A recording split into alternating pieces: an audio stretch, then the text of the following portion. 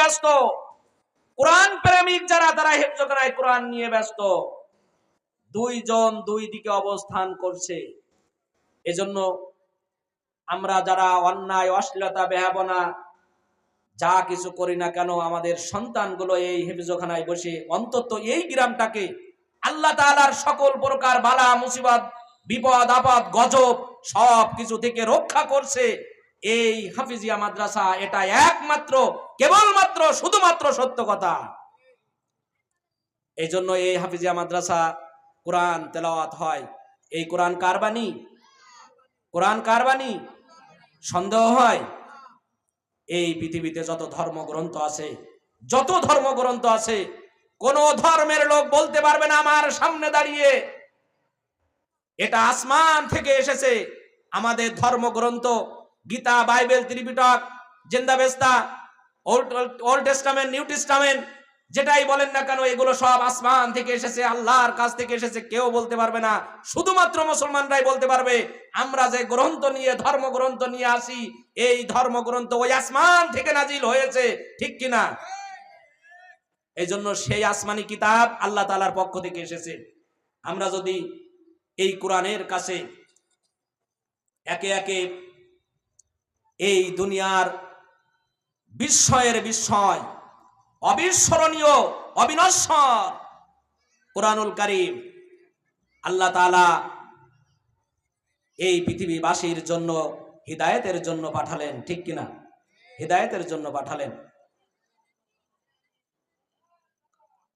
আল্লাহ রাব্বুল আলামিন পৃথিবীর মানুষ যখন অসভ্য হয়েছিল, বর্বর হয়েছিল, জাহিলিয়াতের একেবারে নিম্ন পর্যায়ে চলে গিয়েছিল, নিজের বাপ তার মেয়েকে সুষ্ঠুভাবে বিয়ে দিতে পারতো না।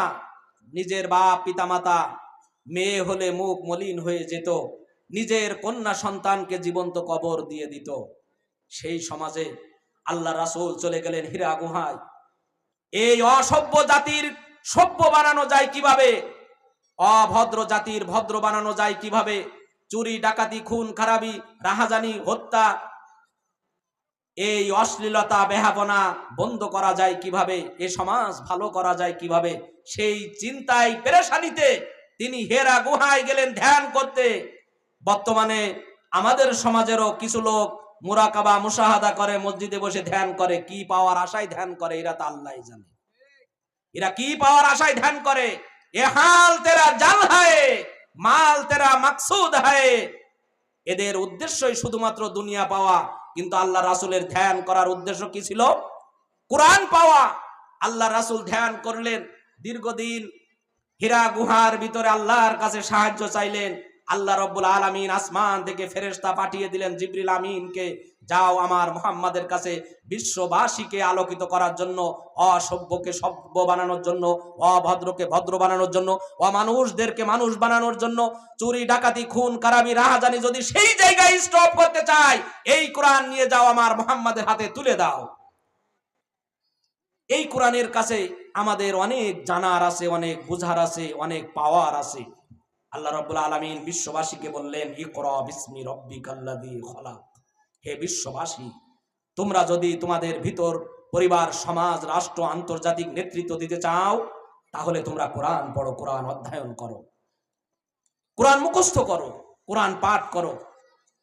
আল্লাহ তাআলা এই কোরআন পাঠানোর পরে আমরা এই কোরআন নিয়ে অনেক সন্দেহ হয় আমাদের কাছে। এই কোরআন কি পারে আমাদের সমাজ পরিবর্তন করতে? এই কোরআন কি পারে আমাদের পরিবার পরিবর্তন করে দিতে? এই কোরআন কি পারে আমার অসতী স্ত্রীকে সতী বানাতে? এই কোরআন কি পারে সভ্য জাতিতে পরিণত করতে? এই কোরআন কি পারে মারামারি, হানাহানি, কাটাকাটি সবকিছু দূরীভূত করে দিয়ে একটি শান্তির সমাজ গড়ে দিতে কি পারে? কোরআনের কাছে অনেক প্রশ্ন যদি আমরা করি, কিয়ামত পর্যন্ত যত প্রশ্ন করব, কোরআন সকল প্রশ্নের উত্তর দিতে সক্ষম। জোরে জোরে বলুন সুবহানাল্লাহ। এই কোরআন কার কাছ থেকে আসলো? আমরা আমাদের মনে যে সন্দেহগুলো, সেই সন্দেহগুলো আজকে দূর করব। আমরা যে কিতাব নিয়ে আসি, যে কোরআন নিয়ে আসি, যে কোরআনের জন্য আজকের এই মাহফিল, যে কোরআনের জন্য ছেলে মেয়ে মুখস্থ করার জন্য দিয়েছি, যে কোরআন এই পৃথিবীতে তাফসীর হোক, কোরআনের ব্যাখ্যা বিশ্লেষণ হোক, কোরআনের রাজ কায়েম হোক, যে জন্য আমরা চেষ্টা করে যাচ্ছি, সেই কোরআন নিয়ে আমাদের মনে যত সন্দেহ জাগে সেই সন্দেহগুলো দূর করার চেষ্টা করব স্বল্প সময়ে। আমা তৌফিক ইল্লা বিল্লাহ বিমাশিয়াতিল্লাহ। কোরআনের কাছে যদি প্রশ্ন করি, কোরআন এই পৃথিবীতে তুমি কার কাছ থেকে আসলে, কোরআন একে একে সব কথাগুলো কত সুন্দর করে উত্তর দিচ্ছে। দেখুন, আপনারা মনোযোগ দিয়ে শুনবেন। কোরআন এই পৃথিবীতে তুমি কার কাছ থেকে আসলে। কোরআনুল কারীম খুব সুন্দর করে উত্তর দিচ্ছে। হামিম তানজিলুম মির রাব্বিল আলামিন। এ বিশ্ববাসী, ও হে বিশ্ববাসী, শুনে নাও, আমি কোরআনুল কারীম পৃথিবীর মানুষের কাছে এসেছি সরাসরি তোমাদের আমাদের সকলের যিনি প্রভু সেই রব্বুল আলামিনের কাছ থেকে এই পৃথিবীর ধরা ধামে আমি আগমন করেছি। সুবহানাল্লাহ। আচ্ছা, কোরআন বুঝলাম, এই পৃথিবীতে আল্লাহ রব্বুল আলামিনের কাছ থেকে এসেছো। আল্লাহ তাআলার কাছ থেকে আসার পরে তুমি কোথায় ছিলে, কোথায় সংরক্ষিত ছিলে? কোরআনুল কারীম এবার খুব সুন্দর করে উত্তর দিচ্ছে। বাল হুয়া কুরআনুম মাজিদ ফি লাওহিম মাহফুজ। এই কোরআন এই পৃথিবীতে আগমন করার আগে লাউহে মাহফুজে ছিল, আর আল্লাহর কাছ থেকে এসেছে লাউহে মাহফুজ, মধ্যবর্তী একটি স্থান। লাউহে মাহফুজ থেকে আল্লাহ তাআলা প্রথম আসমানের বাইতুল ইজ্জা নামক স্থানে কোরআন পাঠায়। সেখান থেকে জিবরিল আমিন একে একে মুহাম্মাদের কাছে নিয়ে আসে। আমরা সকলেই বলি সুবহানাল্লাহ। আচ্ছা, বুঝলাম তুমি লাউহে মাহফুজে ছিলে। লাউহে মাহফুজ থেকে তুমি মুহাম্মাদের কাছে এই পৃথিবীতে কিভাবে আসলে? কোরআনুল কারীম খুব সুন্দর করে উত্তর দিচ্ছে। নাযালা বিহির রূহুল আমিন। এই পৃথিবীতে আমি আগমন করেছি জিবরিল আমিন আলাইহিস সালাতু ওয়াস সালামের মাধ্যমে। সুবহানাল্লাহ।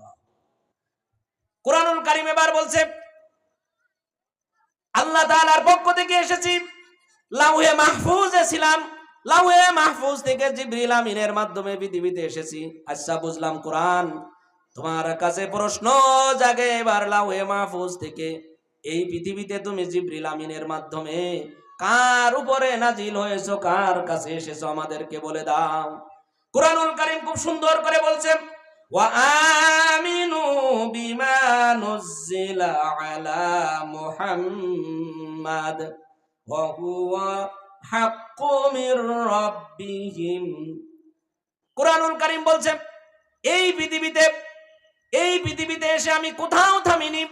এই পৃথিবীতে এসে শুধুমাত্র কেবলমাত্র জনাবে মুহাম্মাদুর রাসূলুল্লাহ সাল্লাল্লাহু আলাইহি ওয়াসাল্লামের কাছে এসে থামেছি। জোরে বলুন সুবহানাল্লাহ।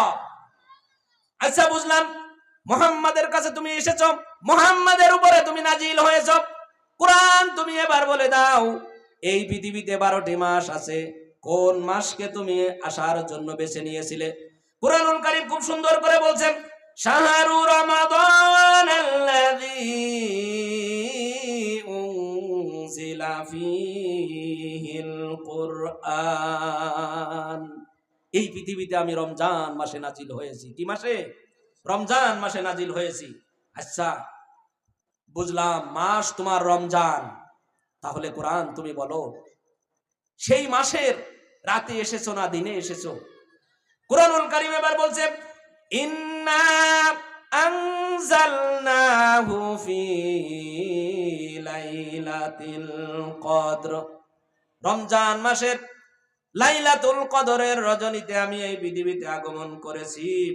আচ্ছা, কোরআন বুঝলাম পৃথিবীতে রমজান মাসের লাইলাতুল কদরের রাতে তুমি আগমন করেছো। এই পৃথিবীতে আসার তোমার উদ্দেশ্য কি, আসার কারণ কি, কোন মিশন নিয়ে পৃথিবীতে এসেছো?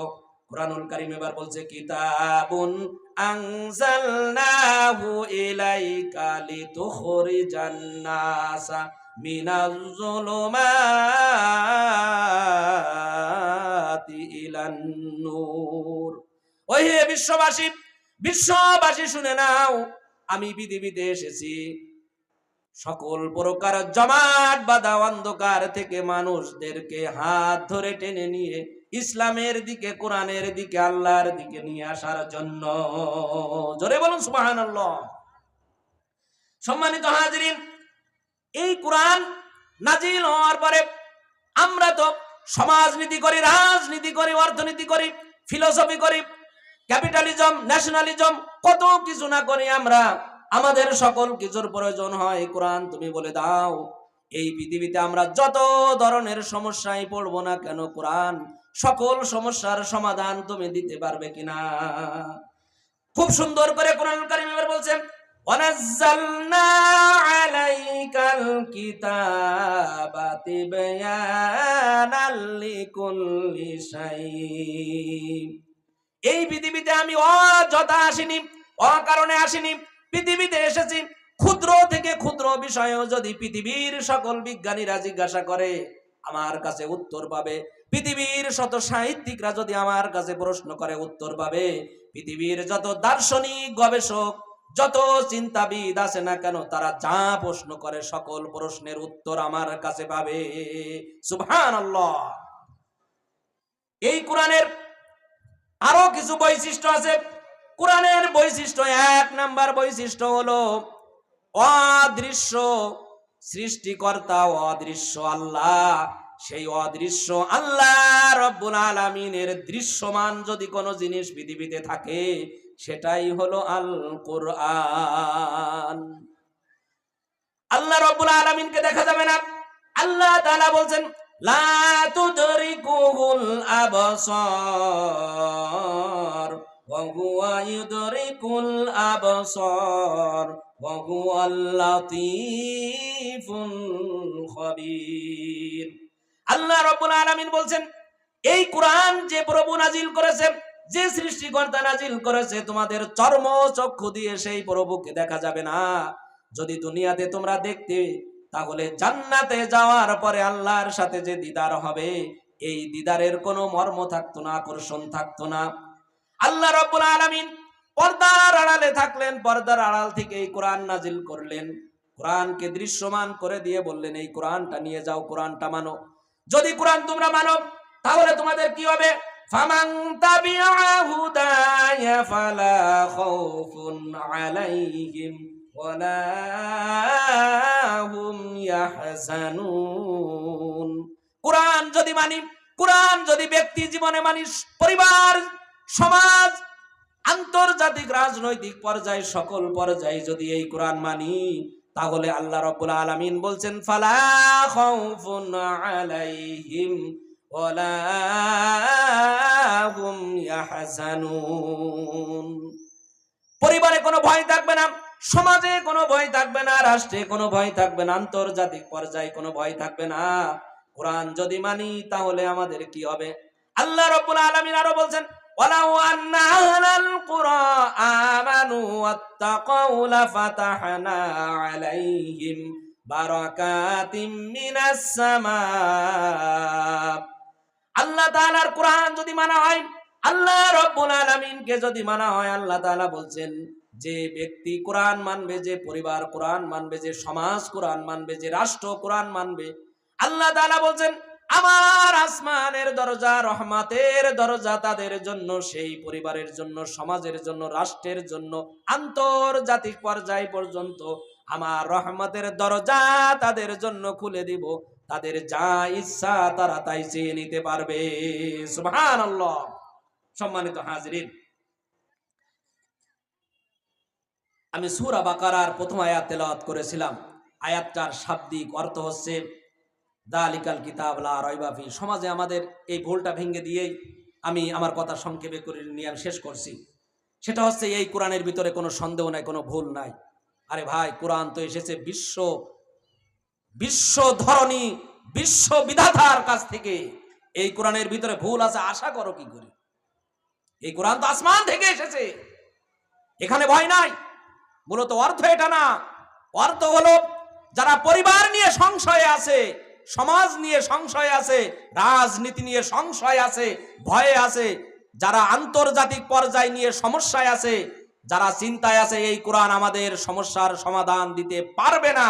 কোরআন তাদেরকেই বলছে লা রাইবা ফি, কোনো প্রকার সন্দেহ নাই, অবশ্যই এই কোরআন সমাধান দিতে সক্ষম। এটাই ছিল অর্থ। কোরআনের ভুল আর শুদ্ধ অশুদ্ধ বোঝানোর কোনো দরকার নাই। এই বিশ্ববাসী ভুল বলুক আর খারাপ বলুক, কোরআন তো কোরআনই, অক্ষয় থাকবে কিয়ামত পর্যন্ত। এটা আল্লাহর বাণী, আল্লাহ হেফাজত করবে। আল্লাহ রাব্বুল আলামিন এই আয়াতের ব্যাখ্যা বিশ্লেষণ কথা বলতে চাচ্ছিলাম, যেটা সময় স্বল্পতার কারণে কথা বলতে পারলাম না।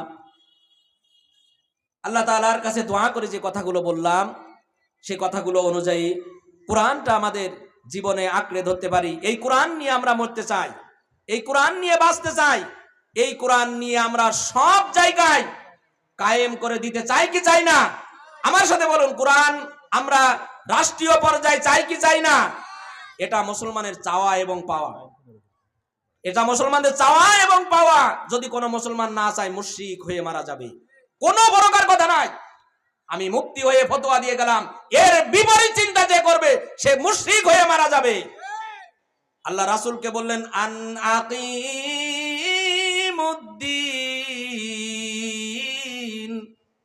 বিশ্ববাসীর কাছে তুমি ইসলামটা রাষ্ট্রীয় পর্যায়ে কায়েম করে দাও। এরপরে বলছে কাবুরা আলাল মুশরিকিনা মা তাদউহুম ইলাইহি। 2 নম্বর কথা, হে রাসূল, বিশ্বে কোরআন দিয়ে শান্তি পাওয়া যাবে, এই কোরআন ছাড়া শান্তির আশা করা যাবে না।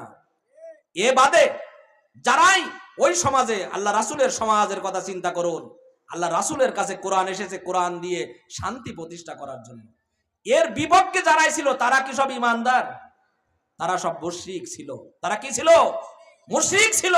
তারা আল্লাহর সাথে শিরক করে মূর্তি পূজা নিয়ে, তাদের হাতে ছিল মূর্তি, তারা খাওয়া দাওয়া রান্না করেছিল মূর্তি, তাদের ঘুমানোর জায়গায় ছিল মূর্তি, সব জায়গায় ছিল মূর্তি। এই মূর্তি দিয়ে যখন ভরে গিয়েছিল সমাজটা, সেই ঘুণে ধরা সমাজটাকে উলটপালট করে দেওয়ার জন্য, মূলোৎপাটন করে দেওয়ার জন্য আল্লাহর রাসূল পৃথিবীতে আসলেন এই কোরআন নিয়ে। কদ জাআকুম মিনাল্লাহি নূর, নূর মানে আলো। এই নূর নিয়ে আসলেন, মশাল নিয়ে আসলেন, যে মশালে নিজে পথ দেখে এবং গোটা এলাকার মানুষদের পথ দেখায়। গুটগুটে অন্ধকার, সেই সময়ে এই মশাল দরকার হয়। সমাজ যখন অশান্তির দাবানলে দাউ দাউ করে জ্বলছে, আমরা ক্যাপিটালিজম দেখলাম, ন্যাশনালিজম দেখলাম, সেকুলারিজম দেখলাম, কত জম যে দেখলাম। আপনারা যারা মুরব্বী সামনে বসে আছেন, বলুন তো, শান্তি কেউ দিতে পেরেছে? শান্তির আশা করে করে সব এখন কবরে যাওয়ার জন্য, এই জীবনের শেষ সম্বল মাহফিল শোনার জন্য এসেছেন। যদি মাহফিল শুনে পরকালে একটু মুক্তি পেতে পারি। আমার একটা গল্প মনে পড়ে। 3 বন্ধু, এক বন্ধুর ছিল পেট্রোলের দোকান, আর এক বন্ধুর ছিল কাঠের দোকান, আর এক বন্ধুর ছিল তুলার দোকান। এখন এক বন্ধুর বাড়িতে আগুন লেগেছে, সে চিৎকার করে বলছে, হাউমাউ করে বলছে, কে কোথায় আসো, বাঁচাও বাঁচাও। এক বন্ধুর কাঠের দোকান ছিল, সে চিন্তা করলো এই বিপদ থেকে বাঁচানোর একমাত্র কেবলমাত্র সম্বল আমার কাঠ, এছাড়া আর কিছু নাই। সেই কাঠ সব নিয়ে যেয়ে তার আগুনের উপরে ঢেলে দিয়ে বলল, বন্ধু, উপকার করার এর চেয়ে আর ভালো কিছু নাই।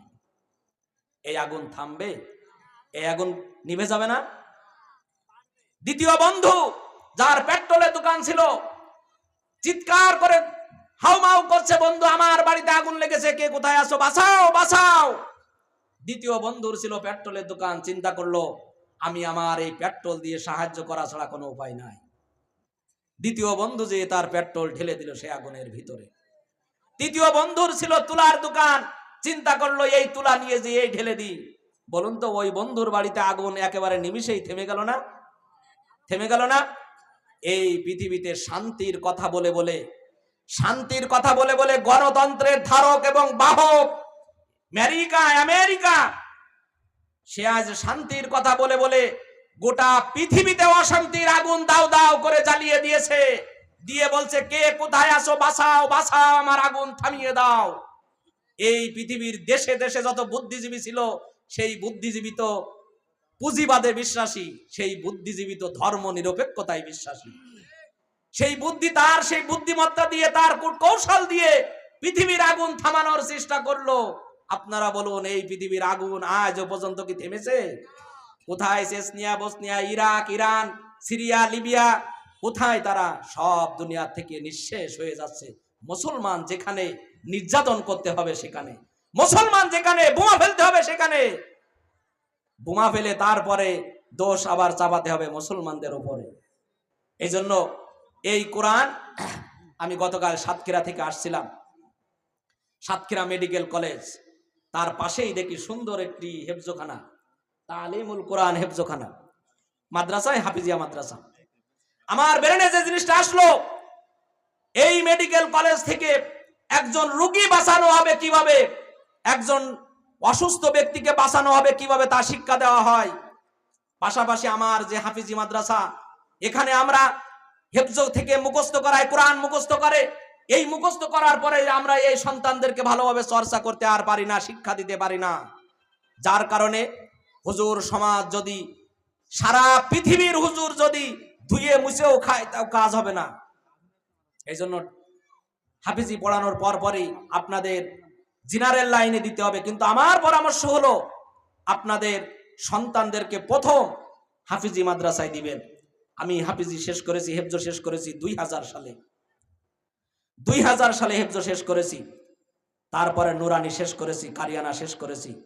এরপরে 5, 8-এ ট্যালেন্ট পুলে বৃত্তি পেয়েছে। আমি আমার জীবনীটা বলছি এই কারণে, আপনাদের সন্তানরা যেন উৎসাহ পায়, আপনারা যেন উৎসাহ পান, এই এলাকা আলোকিত হয়ে উঠুক।